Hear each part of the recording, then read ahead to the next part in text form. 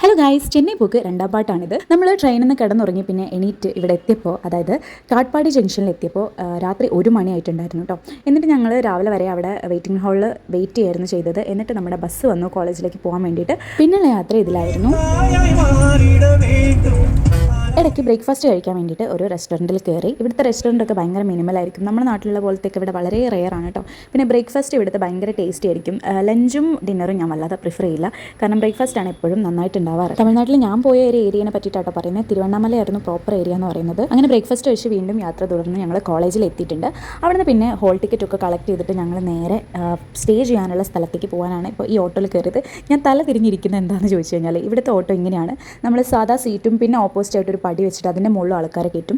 ഒരു 10-12 ആൾക്കാരൊക്കെ ഒരു ഓട്ടോയിൽ പോകുന്നത് നമ്മൾ കണ്ടിട്ടുണ്ട്. ഭയങ്കര അത്ഭുതത്തോടെ ആയിട്ട് അതൊക്കെ നോക്കി കാണുന്നത്. നമ്മുടെ നാട്ടിലൊന്നും ഒരു 3 കൂടുതൽ ആൾക്കാരാകുമ്പോൾ തന്നെ ഓട്ടോക്കാർക്കും പറ്റില്ല, ഇരിക്കുന്നവർക്കും പറ്റില്ല എന്നുള്ള അവസ്ഥയാണ്. പക്ഷേ ഇവിടെയൊക്കെ ഇങ്ങനെ കുത്തി കൊള്ളിച്ച് പോകും. ഞങ്ങൾ എന്തായാലും 10 പേരൊന്നും ഉണ്ടായിരുന്നില്ല, 5 പേരായിരുന്നു ഉണ്ടായിരുന്നത്. അങ്ങനെ കോളേജിൽ നിന്ന് ഒരു 10-17 കിലോമീറ്റർ ഉണ്ടായിരുന്നു ഞങ്ങൾ സ്റ്റേ ചെയ്യുന്ന സ്ഥലത്തേക്ക്. അത്ര ദൂരെ പോയി സ്റ്റേ ചെയ്യുന്നത് എന്താണെന്ന് വെച്ചാൽ, സെൻറ്റർ നമ്മുടെ കോളേജിലല്ലായിരുന്നു, വേറെ കോളേജായിരുന്നു. തിരുവണ്ണാമല ഗവൺമെൻറ് ആർട്സ് കോളേജിലായിരുന്നു ഞങ്ങളുടെ എക്സാം സെൻറ്റർ ഉണ്ടായിരുന്നു. അപ്പോൾ അതിൻ്റെ അടുത്തുള്ള ഒരു റൂം ഇതുപോലെ ഞങ്ങൾക്ക് സെറ്റ് ആയിട്ടുണ്ട്.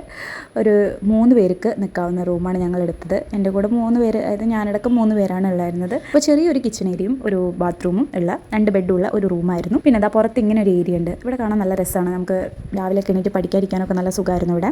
പിന്നെ ഇങ്ങനെ ഒരു വ്യൂ ഒക്കെ ഉണ്ട്. അതിൻ്റെ തൊട്ടപ്പുറത്തായിട്ട് തന്നെയാണ് നമ്മുടെ എക്സാം സെൻറ്ററും വരുന്നത്. അപ്പോൾ വാക്കബിൾ ഡിസ്റ്റൻസ് ആയതുകൊണ്ട് ഭയങ്കര കൺവീനിയൻസ് ആയിരുന്നു കേട്ടോ.